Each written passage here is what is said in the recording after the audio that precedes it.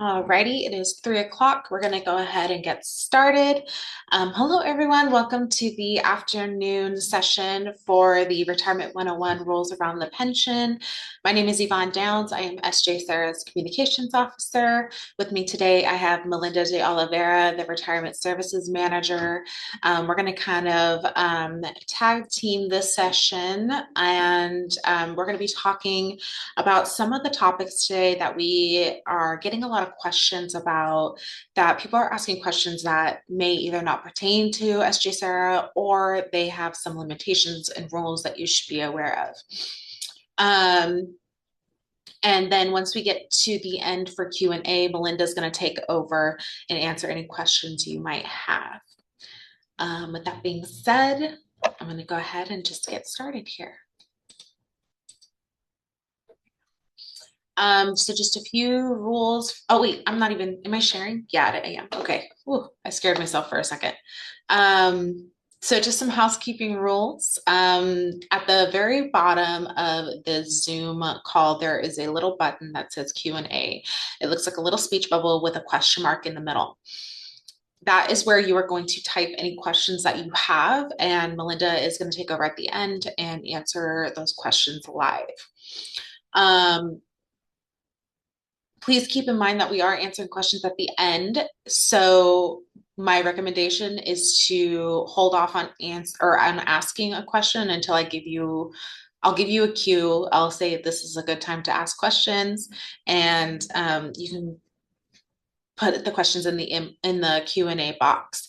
The reason I say to wait to the end is because sometimes people have questions and they'll ask in the Q&A, and they'll ask a little prematurely, and then their question gets answered, and it may hold up on time from people getting their questions answered at the very end of the presentation. We had that happen in one of our webinars. There were just so many questions, and we didn't get to all of them. But with that being said, if there are any unanswered questions, we will be releasing an FAQ within a week's time on our retirement planning page on our website. So any unanswered questions at the very end of this, we'll go ahead and we'll answer them in that FAQ page. The last thing on housekeeping is just please keep questions general. Everyone's retirement is different. Everyone has a different situation. What might be true for someone might not necessarily be true for someone else. So we will ask to keep questions general, but if you do have questions that are very specific to your situation, we highly recommend that you go ahead and give us a call or email us. And I have contact information at the very end of this presentation. Give us a call or shoot us an email. We'd be more than happy to work with you one-on-one. And it also just helps to make sure that your information stays confidential. So again, please just keep questions general.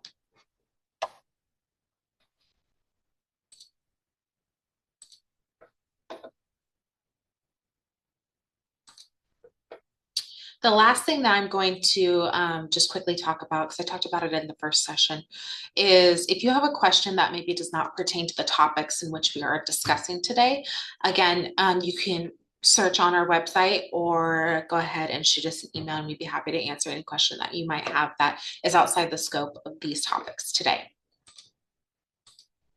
So what exactly are we going to be talking about? We're going to do a quick overview of SJ Sarah just to give you a basic understanding and introduction to SJ Sarah. A lot of that might be familiar to you or something that you might have heard prior to this session, but it's just, again, to just give you a quick overview.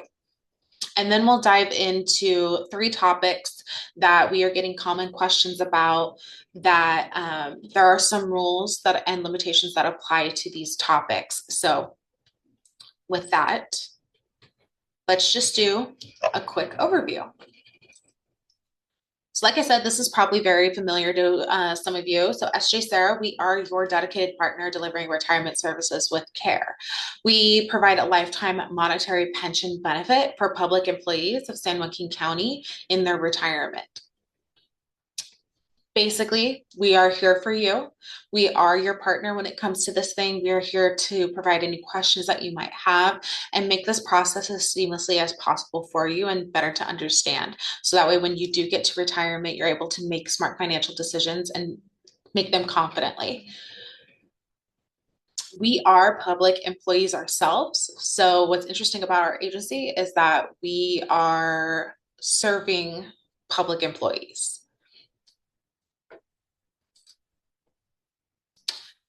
Moving on to just FJ eligibility. So membership is mandatory. This is actually one of the points that I wanted to also point out, just because sometimes we do get a lot of questions regarding if you can opt out of membership. Membership is mandatory for anyone who is in a full-time position that is eligible for retirement, or they are in a part-time position that works 1,560 hours in a calendar year.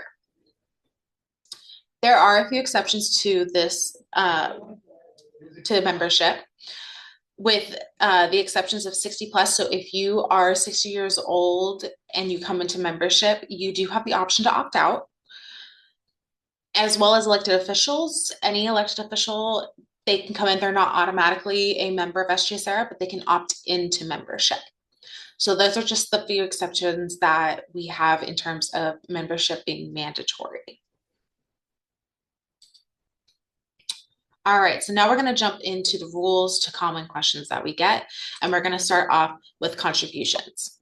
So contributions are set percentages that are calculated using formulas and guidelines set by the County Employees Retirement Law of 1937, also known as the SERL. This essentially is a piece of legislation that governs retirement systems in California.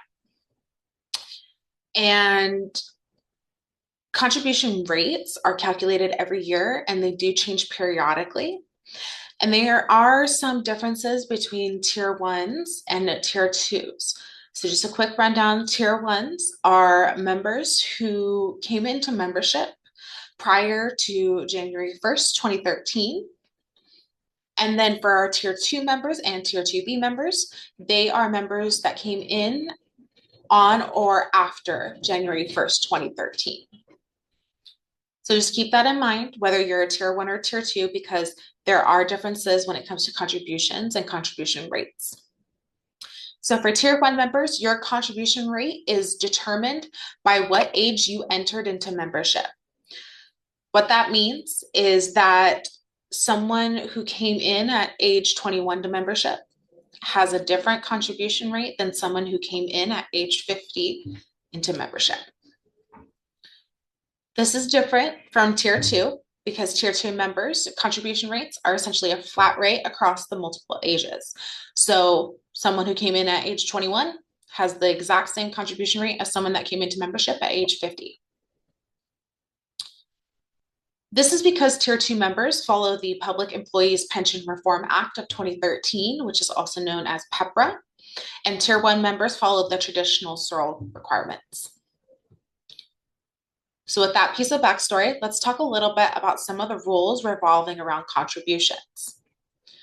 So some of the rules around contributions, and again, contributions, if you do not know what that is the pay that is basically taken out of your paycheck bi-weekly and put into SGSera membership. So contribution rules. One question that we tend to get is, can I withdraw from my pension?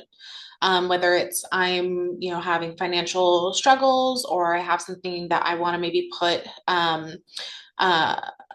loan against my pension, things like that.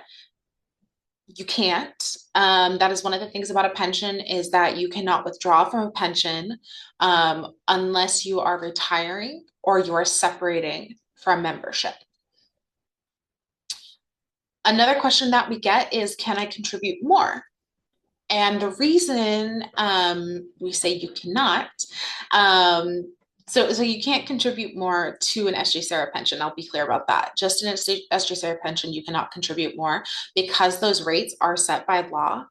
And in all honesty, hearing what like Mel had to say in our last session, you wouldn't necessarily want to contribute more to your pension, just because contributing more does not mean that you are getting more. at the end of your, once you get into retirement, because your retirement for a pension is set on a formula versus contributions in means contributions out. So those are just some rules revolving around contribution rates and contributions as a general, I guess. All right, so moving on to our next topic, divorce. This seems to be a pretty heavy topic. I don't think anyone likes to get a divorce, but it's important for you to know, especially as someone who has a pension. So if you have considered divorce or are going through a divorce process at this time, it is important to note the rules around your divorce when it comes to your pension. The first thing to note is that it's important for us to know if you're pursuing a divorce because California is a community property state. So by California law, retirement benefits earned during your marriage or your domestic partnership is classified as community property, and that means that it must be considered in your property settlement agreement. If you fail, now this is where we're getting into the rules, you must inform SJ Sarah. This is very crucial because if you fail to inform us or disclose such information in the settlement, then it may cause a delay in benefits, and then we would have to adhere to a court ruling. Just as a quick side note, we have a domestic relations order, also known as a DRO booklet and language on our website. So if you need to view that, if you're considering a divorce, it is there for you. If you do not know what a DRO is a legal document used to structure the division of community property assets, which also includes your SJ Sarah retirement and death benefits.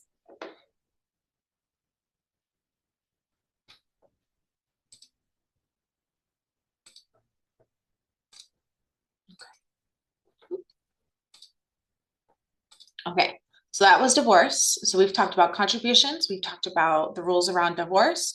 Now let's get into working after retirement. So after you retire, you do have the option to work, but there are a few things you should know before you accept a job offer. For starters, if you work for a non-SJ Sarah covered employer, you don't need to worry. Your pension is not affected if you work for a non-SJ Sarah covered employer. However, if you decide to work for your previous employer or you decide to find employment at another agency that is covered under SJ Sarah or another organization that's covered under SJ Sarah, then there are a few limitations that you need to be aware of. By law, you must wait a minimum of 180 days after your retirement date before returning to work for an SJ Sarah covered employer. There are some exceptions to this rule. For example, if your employer deems your return necessary and your employer's governing body approves the appointment in a public meeting, then you are able to return prior to the 180 days. Another, I guess, waiving of the 180 days is that you are a retired safety member returning to a position regularly performed by a public safety officer or a firefighter. Some exceptions that we saw this happen during COVID. A lot of the times it's through like public emergencies or things like that. I would assume maybe even potentially fire season, things like that. And then the last rule that you need to be aware of if you would like to work after retirement is that you may only work up to 960 hours in a fiscal year.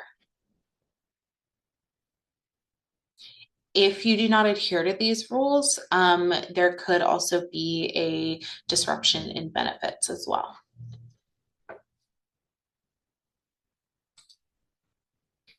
All right. So that is those are the biggest rules that come out of those topics. We do have our contact information. Again, if there's anything specific, now's the time to put in questions about any kind of general questions that you might have. If there is anything specific to your pension or your situation that you would like to address, we highly recommend that you either give us a call or you email us. The best way to get in contact with us is to email us. That's typically the fastest way. To get a response. But the other thing too is to just make sure to also give us a follow on LinkedIn, YouTube, and Facebook. We will be posting this on our YouTube page, so you can always go back and review it. And with that, I'm going to go ahead and hand it over to my coworker, Melinda. Take it away, Thank you, Mel. Yvonne. Good. You know what? I think we'll go ahead and we'll just do that. How about that? Okay. All And if you right. guys have any questions, you know where to reach us. Yep, absolutely. All right. Thank you guys so much. Really appreciate your time. And we will see you next time, I guess. All right. Have a good one. Bye. Have a good Bye-bye. one.